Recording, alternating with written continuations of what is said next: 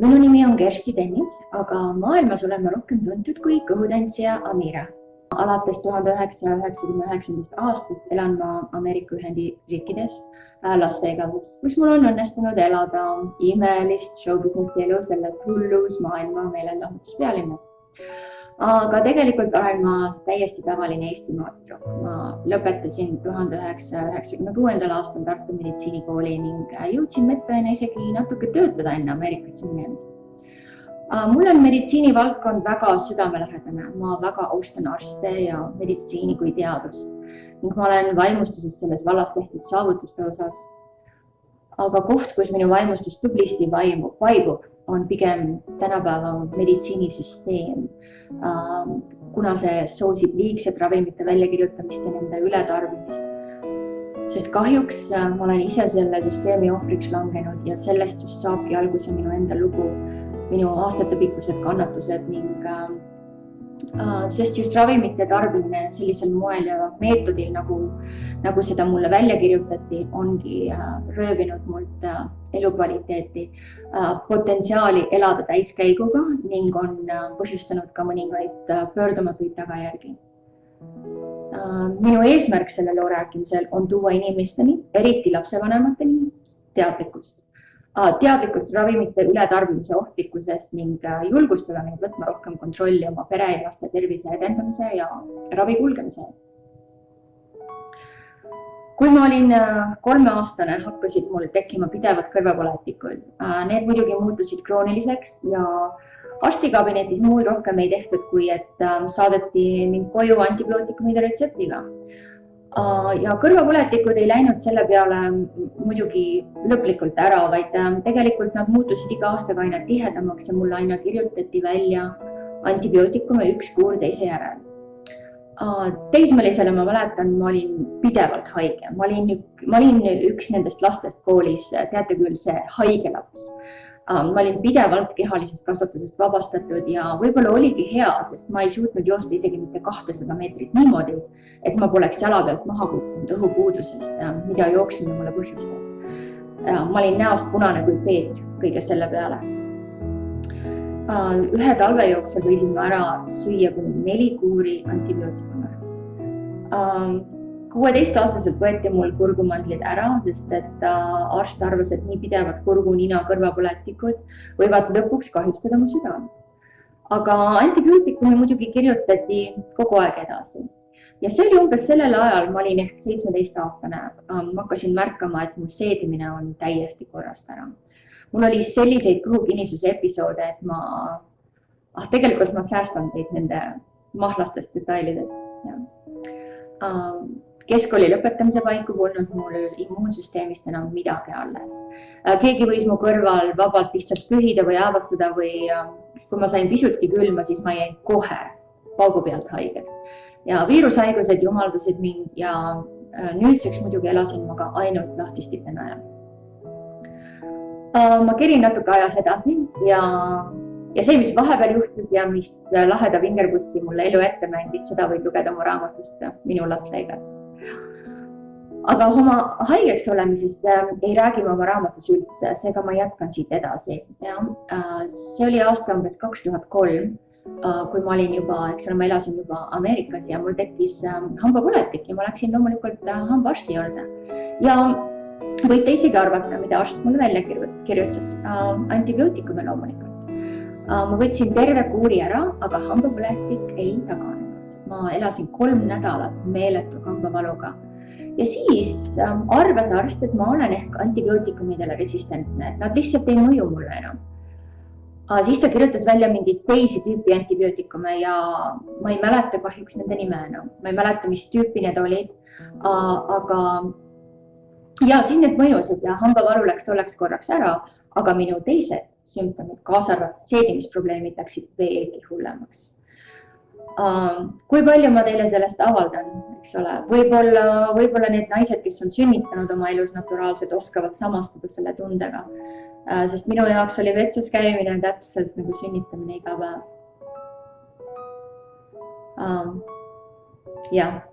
Peale selle läks minu näonahk veel halvemaks ja need ei olnud lihtsalt vistrikud, mis tekkisid, vaid olid sügavad nahasisesed, nahaalused, sügavad krumplid, mida ei varjanud isegi meid.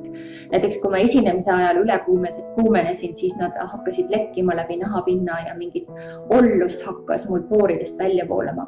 Ma olin nii kohutavalt ka tujukas ja ma olin nii väsinud ja minu olemine ja minu tuju võis täiesti sõltuda minu hormonaalsetest kõikumistest.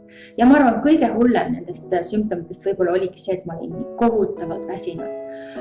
Mul oli vähemalt vaja magada 9 tundi öösel selleks, et ma üldse jõuaks midagi ära teha.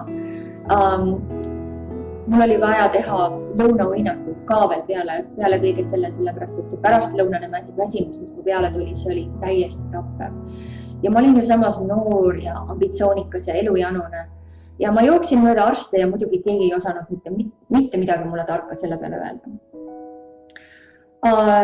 Lõpuks siis aastal 2007 oli see vist, kui mul soovitati väga minna ühe tuntud gastroenteroloogi juurde Las Vegases ja ta kuulas mind ära ja pani muidugi koheselt ajakirja kolonoskoopia jaoks, et vaadata, et kas mul ei ole sooltes soolevähki või kas midagi ei blokeeri minu seedeelundkonda. Et saada jaole, et mille pärast mul siis nii kohutavalt selline krooniline ja kohutav kõhukinnisus on. Ja tookord ma veel ise mäletan, et ma omaette natuke imestasin, mõtlesin selle peale, et kuigi ta on seedeelundkonna arst, aga ta pole mitte kordagi minuga rääkinud toitumisest ega küsinud, mida ma söön. Ja peale seda, siis kui ta oli operatsiooni käigus oma kaameraga minu soolte sees ekskursioolini ära käinud, siis ta teatas mulle, et mul ei ole mitte midagi viga. Et mul on lihtsalt kehv ainevahetus ja ma pean arvatavasti retseptiravimite peal elama kuni oma elu lõpuni. See vastus minu jaoks oli täiesti meeleheitesse ajav. Ma olin nii läbi omadega ja nii meeleheitel, et ma konkreetselt ei oska midagi rohkem peale hakata kui palvetada ja paluda, sellepärast, et mul oli vaja vastuseid. Ja naljakas on see, et vastused tulevad teinekord sealt, kust ma neid ei oska isegi oodata. Mul käib kõhutantsutunnis käis mul selline üks Korea naine ja temaga ma ükskord sattusin sellel teemal rääkima, sest ta on ka selline väga tervislik ja holistilise eluviisiga ja ta ütles mulle, et tead, et Las Vegases on olemas üks arst, aga ta ei olegi päris arst, et tal on nagu võimed ka. Ja ta susistas mulle seda kõrva, sellepärast, et Ameerikas ei tohi arstid, eks ole, rääkida alternatiivvõimalustest, sest et konkreetselt nad võivad oma litsentsi kaotada, kui nad hakkavad soovitama mingisuguseid alternatiivravisid. Mina muidugi koheselt läksin selle arsti, pani aja kirja, läksin sinna kohale ja esimene kogemus oli natuke hirmuäratav. See mees nägi välja kohutavalt imelik, ma ei olnud sellist inimest nagu varem üldse näinud. Ja ta oli selline täiesti nagu valge ja valgete ripsmetega ja selline albiino tüüpi. Ta oli natuke hirmuäratav, kui ma ausalt teile ütlen. Aga ta kuulas minu loo ilusti ära ja kõik, mis ta selle loo peale tegi, ütles, et ole hea, tule püsti ja kõnni siit sinna ruumi teise otsa, tule tagasi.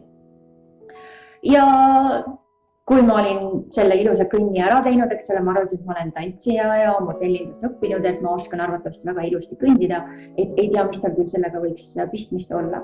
Aga kui ma olin selle kõnni ära teinud, siis tal silmad vajusid täiesti suureks ja suu vajus lahti ning ta ütles mulle selle peale, et appikene, su neerupealsed on täiesti läbi, sul on täielik see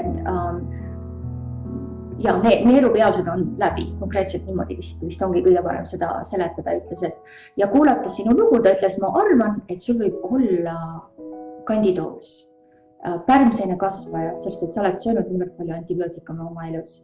See oli esimest korda, kui keegi mulle midagi mainis kandidoosist. Ma mõtlesin küll, et ma olin kõigel selle peale skeptiline, see oli kõik natuke kahtlane minu jaoks, aga muidugi ta ütles mulle kohe, et minna sinna, kus tehakse, eks ole, neid soolte puhastusi ja lükatakse vesi sisse sooltesse ja sa lükkad selle välja ja sealt on ilusti näha, mis sinusest välja tuleb. Teate küll, neid olete ehk teinud isegi. Klistiirid nii-öelda. Läksingi ma muidugi koheselt sinna ja see oli päris traumaatiline kogemus esimest korda, aga see terapeut, kes minuga tegeles tol päeval, see lõi 2 kätt kokku ja ütles, et sa oled täiesti täis kandidoosi, sa oled pärmkasvajad täis.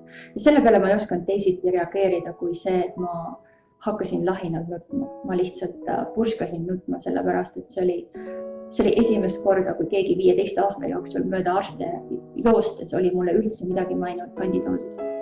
Ma läksin tagasi oma selle hirmuäratava arsti juurde, kes nüüd ei olnudki minu jaoks enam nii hirmuäratav, temast oli saanud minu kangelane. Ja ta ütles mulle koheselt, et sa pead koheselt muutma oma söömist, sa pead jätma ära kõik toiduained, mis söödavad pärmkasvajad sinu seedelundkonnas. Ja nendes sees on loomulikult, eks ole, kõigepealt piimatooted ja suhkur, sest sellel ajal see pärmseen elabki. Ja nii ma tegingi ja selle tulemusena oli see, et ma olin 2 nädalaga, ma sain ära tulla ravimite pealt ja ma ei ole sellest ajast peale mitte ühtegi ravimit enam võtnud ja see oli aasta 2010. Nüüd on minu elu täiesti muutunud.